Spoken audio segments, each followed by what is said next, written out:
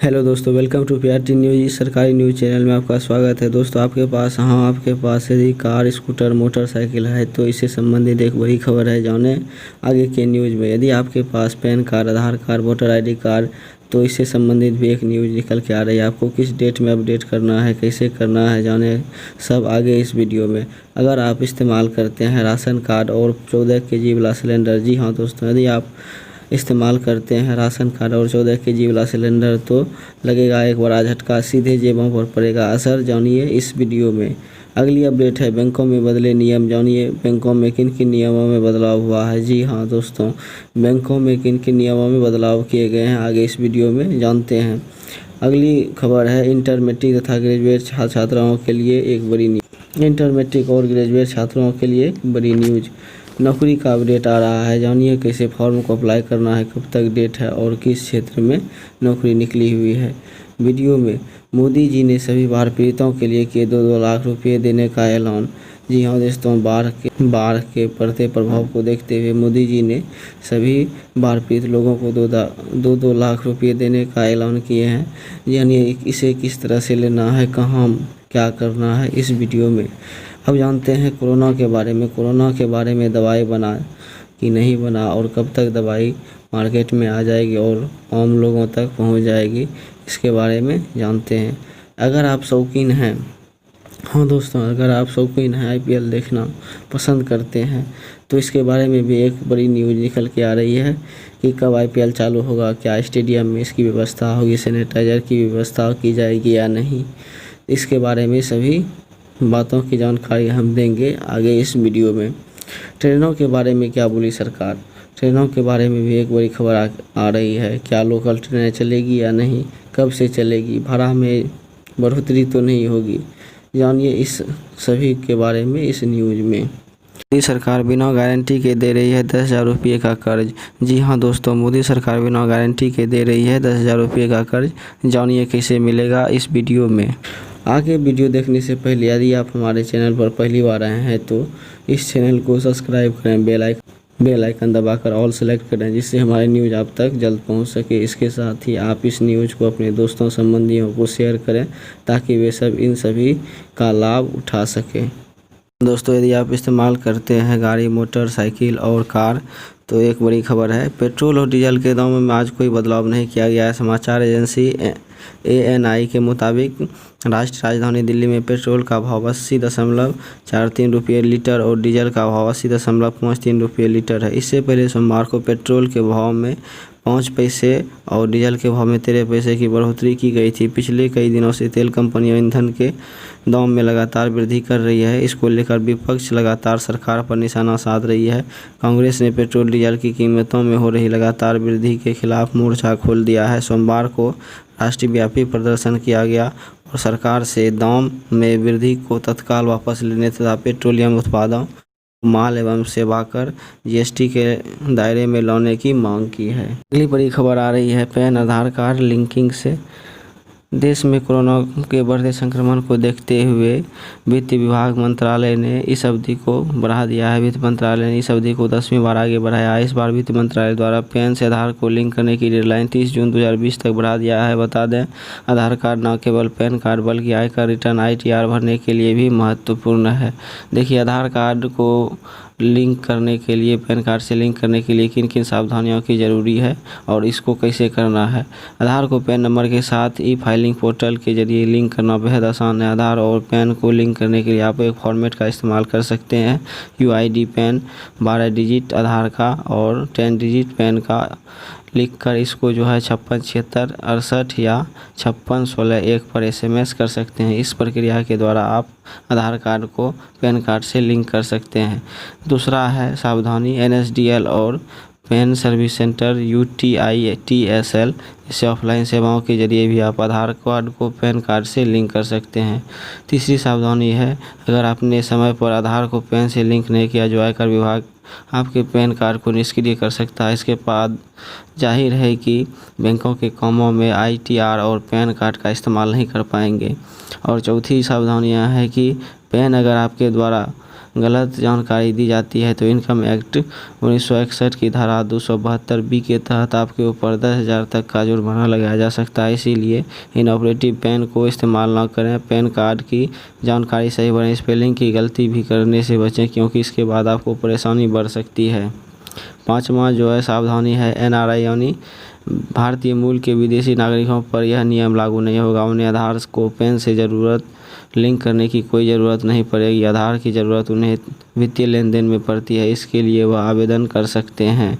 साथ ही आपके पास अगर आधार है तो आप इसे पैन से जोड़ सकते हैं। खबर, petrol, gas cylinder, ration card, railway crossing सहित आज से बदले 8 नियम। जून 2020 यानी आज से भारत के कई बड़े बदलाव हुए हैं। इन बदलावों में आपकी ज़िंदगी पर सीधा असर पड़ेगा। जहां इन नियमों से एक और आपको राहत मिलेगी, वहीं दूसरी ओर आपकी बातों को ध्यान नहीं रखा जाएगा तो आपको आर्थिक नुकसान भी हो सकता है। इसमें airlines, railway, gas cylinder, petrol, diesel के दाम आदि शामिल हैं। पूरे देश में लागू हुआ एक देश एक राशन कार्ड। आज से देश के सभी गरीबों को राहत पहुंचाने के लिए एक देश एक राशन कार्ड लागू हो गया। इसकी शुरुआत 20 राज्यों और केंद्र शासित प्रदेशों से होगी। इसके तहत राशन कार्ड का लाभ देश के किसी भी कोने में उठाया जा सकता है। मोदी सरकार ने इस योजना से 67 करोड़ लोगों को फायदा मिलेगा। पहले यह नियम था।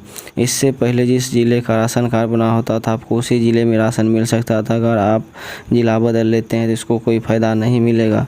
इससे गरीबों को आसानी से सस्ती कीमत पर अनाज मिलता है।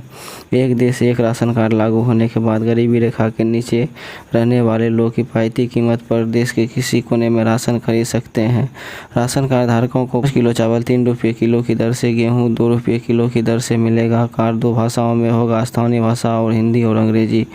राशन कार्ड को आधार कार्ड से लिंक कराने की आखिरी तिथि 30 दिसंबर है। इस संदर्भ में केंद्रीय खाद्य मंत्रालय ने कहा कि अभी आधार कार्ड से जुड़े नहीं होने के कारण राशन कार्डधारियों को राशन मिलता रहेगा।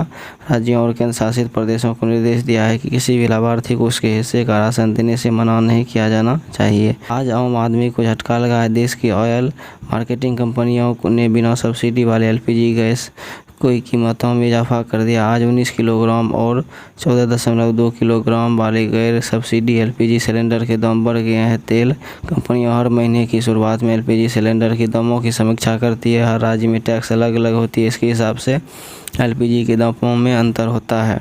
ट्रेन परिचालन के बारे में खबर आ रही है कि पीयूष गोयल ने 230 ट्रेनों को जारी किया है। लॉकडाउन के चलते देश के अलग अलग हिस्सों में फंसे लोगों को राहत देने के लिए भारतीय रेलवे ने जून के महीने से ही 200 अतिरिक्त ट्रेनें चलाने का फैसला किया है, जो नॉन AC होगी।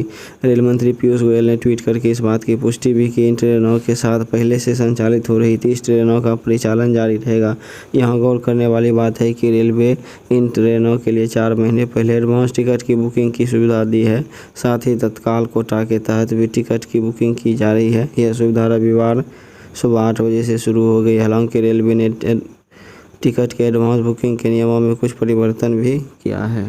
तल हो कि लॉकडाउन में 30 दिन पहले ही टिकट आरक्षण की सुविधा थी, लेकिन इसमें बढ़ोतरी कर 120 दिन कर दिया। रविवार से सिर्फ 1 महीने पहले एडवांस बुकिंग वाले नियम में बदलाव हो जाएगा। करंट सीट बुकिंग यानी खाली सीट रहने पर स्टेशनों से इस तरह की सुविधा यात्रियों को मिलेगी। साथ ही बीच के स्टेशनों से भी टिकट बुक करने की एक सर्विस 31 मई की सुबह टिकट काउंटर पर ऑनलाइन सर्विस के तहत होने लगेगी। अगली बड़ी खबर बैंकों से निकल के आ रही है। देश में अनलॉक 10 का आगाज 1 जून से हो गया है। कोरोना वायरस महामारी के प्रकोप से इस समय सोशल डिस्टेंसिंग के नियमों का पालन करना बेहद जरूरी है। इसलिए ग्राहकों को भारतीय रिजर्व बैंक ने नेट बैंकिंग और मोबाइल बैंकिंग के जरिए अपने बैंकिंग कार्य निपटाने की सलाह दी है। लेकिन अगर ब्रांच जाना जरूरी है तो ग्राहकों के लिए यह जान लेना जरूरी है कि जून में किस दिन बैंक बंद रहेंगे। RBI की वेबसाइट पर उपलब्ध जानकारी के मुताबिक जून माह में देश के अलग अलग राज्यों में बैंकों के लिए 5 अवकाश निर्धारित किए गए हैं। ये सभी अवकाश क्रमशः 5, 15, 18, 23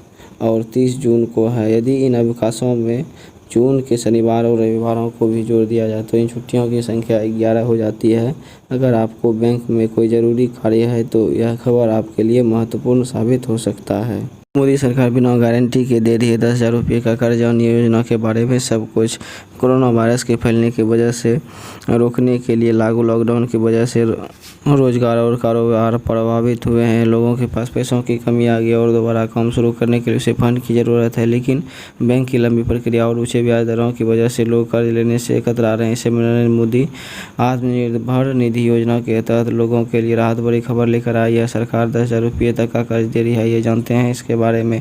रेहड़ी पटरी लगाने वाले छोटे कारोबारियों अब आत्मनिर्भर निधि योजना के तहत 10,000 रुपये तक का कर्ज देश भर में फैले 3.8 लाख साझा सेवा केंद्रों के जरिए ले सकेंगे। सरकार की डिजिटल एवं ई गवर्नेंस सेवा इकाई CSC ई गवर्नमेंट सर्विसेज इंडिया लिमिटेड ने यह जानकारी दे दी है।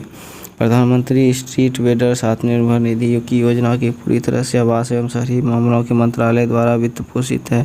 यह घटना के तहत रेहड़ी पटरी और खोमचा चलाने वाले छोटे व्यापारियों को 10,000 रुपये तक की कार्यशील पूंजी उपलब्ध कराई जाती है। इस योजना के तहत कर्ज लेने वाले उद्यमियों को कर्ज का नियमित रूप से भुगतान करने का प्रोत्साहन भी दिया जाता है और डिजिटल लेन देन पर पुरस्कृत भी किया जाता है। बड़ी खबर बाढ़ से संबंधित है। बिहार और असम में बाढ़ का कहर जारी। दोनों राज्यों के 26 जिलों में नदियां उफना रही है। दक्षिण पश्चिम मानसून सीजन के दौरान औसत से ज़्यादा बारिश ने बिहार और असम में दोनों में कहर बरपा दिया है, जहां लाखों लोग बाढ़ की चपेट में फंसे हुए हैं। केंद्रीय जल आयोग के चेयरमैन NDTV से कहा है कि असम के करीब 17 और बिहार के करीब 9 जिलों में बड़ी नदियां खतरे के निशान से काफ़ी ऊपर बह रही है। बिहार और असम में आई इस भयावह बाढ़ ने लाखों लोगों को अपनी चपेट में ले लिया। कोरोना संकट के दौरान आए इस आपदा ने लोगों की मुश्किलें दोगुनी कर दी है। NDTV से बात करते हुए केंद्रीय जल मंत्री आयोग के चेयरमैन RK जैन ने कहा कि बिहार में बाढ़ की हालत चिंताजनक है। बिहार में 40 बाढ़ पूर्वानुमान केंद्रों में से 20 बाढ़ पूर्वानुमान केंद्रों के दायरे में नदियां खतरे के निशान से ऊपर बह रही है। पूर्णिया, कटिहार, अररिया, मधुबनी, सुपौल, खगड़िया, गोपालगंज, मुजफ्फरपुर में नदियों के जलस्तर खतरे के निशान से ऊपर है। राज्य के 9 में से 10 जिले बाढ़ से बुरी तरह प्रभावित है। प्रभावित जिलों में 4 से 5 दिन तक बड़ी नदियां खतरे के निशान से ऊपर बहती रहेगी। केंद्रीय जल आयोग के चेयरमैन RK जैन ने कहा कि बिहार में इस सीजन में औसत से 1.5 गुना ज़्यादा बारिश हुई है। बिहार में बाढ़ का मुख्य कारण है बारिश। 1 जून से अब तक बिहार में औसत से 52% ज़्यादा बारिश हुई है। पिछले हफ्ते 61% औसत ज़्यादा बारिश हुई थी। चिंता असम में बाढ़ की स्थिति के लेकर भी। असम में 30 बाढ़ पूर्वानुमान केंद्रों में से 13 केंद्रों के दायरे में नदियां खतरे के निशान से ऊपर बढ़ रही है। असम में 16 से 17 जिले बाढ़ प्रभावित हैं। RK जैन ने कहा कि असम में बाढ़ की स्थिति काफ़ी गंभीर है। इस सीजन में असम में 19% औसत से ज़्यादा बारिश हुई है। पिछले हफ्ते वहाँ औसत से 37% ज़्यादा बारिश हुई थी। बहुप्रतीक्षित इंडियन प्रीमियर लीग 19 सितंबर को संयुक्त अरब अमीरात में शुरू हो सकता है। इसका फाइनल 8 नवंबर को खेला जाएगा। BCCI के सूत्रों ने गुरुवार को यह जानकारी दी है। IPL संचालक परिषद की अगले सप्ताह बैठक होगी, जिसमें अंतिम रूप देने के साथ कार्यक्रम की मंजूरी दी जाएगी। पता चला है कि भारतीय क्रिकेट बोर्ड BCCI ने अपनी योजनाओं से फ्रेंचाइजी को अवगत करा दिया है। BCCI के एक वरिष्ठ अधिकारी ने कहा कि पूरी संभावना है कि IPL 19 सितंबर शनिवार को शुरू होगा। फाइनल 8 नवंबर रविवार को खेला जाएगा। इस तरह से 51 दिनों तक चलेगा और यह फ्रेंचाइजी और प्रसारकों के अलावा अन्य हितधारकों के अनुकूल होगा।